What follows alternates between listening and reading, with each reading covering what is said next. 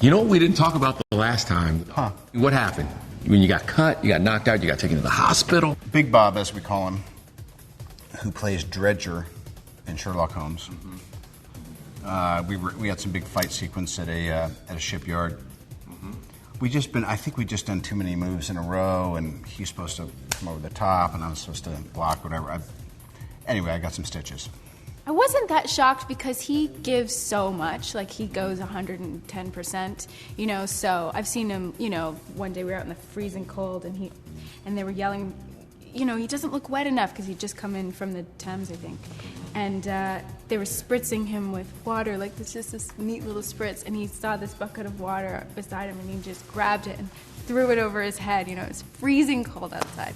So he's just so committed, you know. So when I heard he got punched in the face, I was like, oh, he probably asked for it. I'll tell you what's fabulous is even like when you're doing the bare knuckle thing and you hit the guy and his whole face like shakes. It's cool stuff. Guy Ritchie told me to keep hitting him harder until I just said, I won't do it. I'm not going to do this again.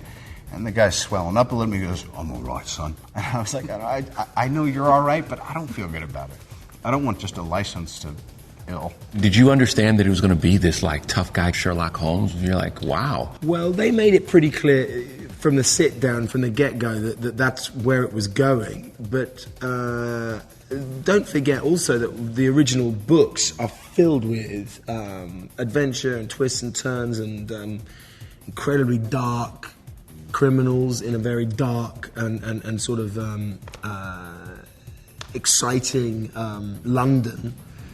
So it was really an opportunity, I suppose, to bring a lot of that source material to life. Let me just say this. I mean, I'm an older guy.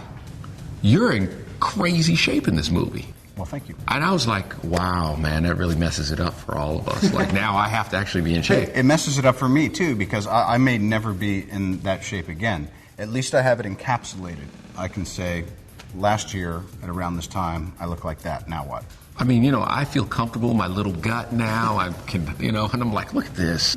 Unfortunately, Thin is back in. He's in fantastic shape, yeah.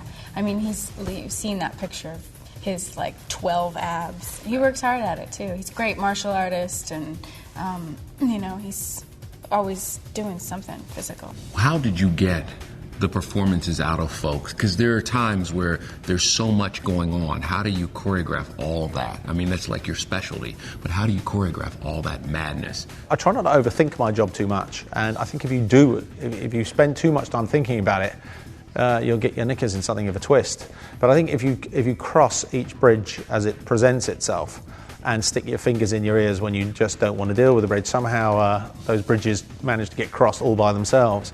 And I found that if you've got 10 issues, if you take care of 5, that the other 5 take care of themselves. I think Guy's greatest contribution, besides being the right director for the job, was that he creates a tone on set.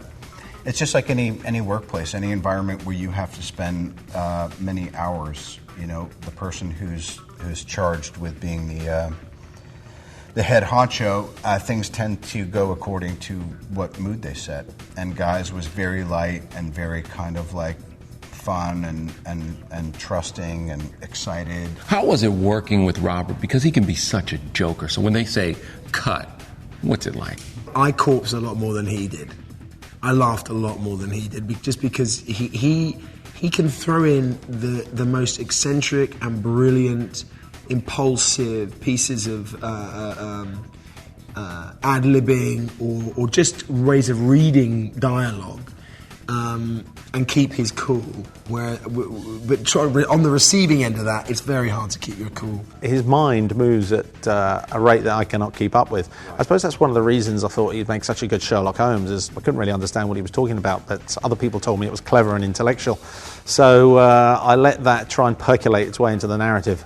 When the cameras stopped rolling, how much fun was Robert and Jude and all those guys? 'Cause, I mean, Robert can really kind of go. Yeah, it's great. It's quite amazing to watch, actually. He would flip into his character in Tropic Thunder, but he's as Sherlock Holmes, and then the Australian underneath, you know? So it was so, I mean, we'd spend lunch hours where he would just be that guy. I gotta hear this. I don't know if I can do it anymore. I was doing it the other day. But here's the thing.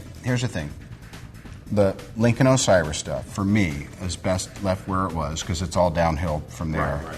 And even Sherlock, like on this tour, people say, will you do the English accent? I go, I will, but then you'll realize that I only do it very well when I'm being coached. But to answer your question, yes, I entertained the troops. I was a one-man USO.